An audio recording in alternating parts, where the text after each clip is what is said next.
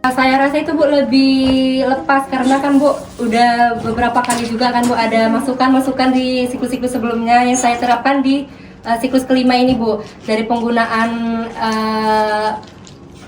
media gitu Bu, dari penggunaan teknologinya, baru itu dari cara berkomunikasinya dan interaksinya dengan siswa itu juga udah di-improve Bu dari siklus-siklus sebelumnya.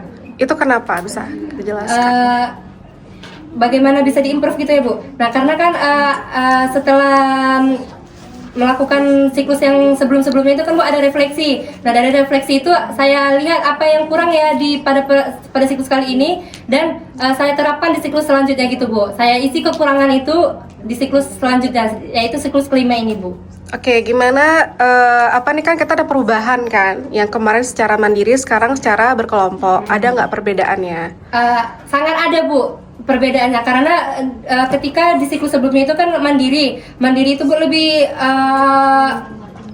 ide-idenya itu Bu lebih terfokus pada satu aja gitu kan Bu. Sedangkan jika secara berkelompok ini kita lebih bisa berdiskusi dengan teman kelompok kita terkait bagaimana ya cara mengatur waktunya, bagaimana ya cara mengelola modul ajarnya ini agar bisa efisien dengan waktu yang ada gitu Bu. Oke, kalau penggunaan AI kamu menggunakan nggak?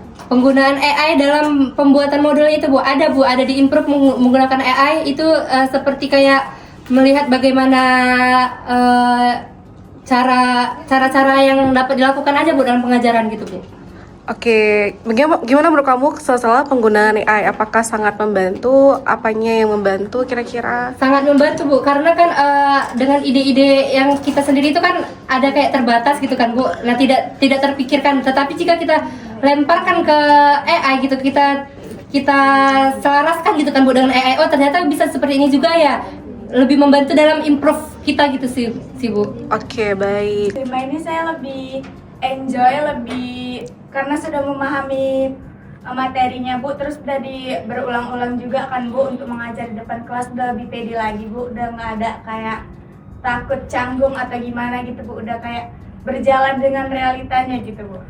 Oke, terus ini kan kelompok ya tadi ya. Iya, Bu. Ada perbedaan nggak antara kamu yang individu dengan yang kelompok berkolaborasi dengan kelompok? Ada nggak perbedaannya? Iya, ada perbedaannya Bu, dimana kalau sendiri pasti lebih banyak lagi materi yang harus kita jelaskan Bu. Jadi kalau kelompok ada terbaginya, jadi kita lebih fokus ke satu sub materi kayak gitu Bu. Lebih enak lagi menjelaskannya ke anak-anak.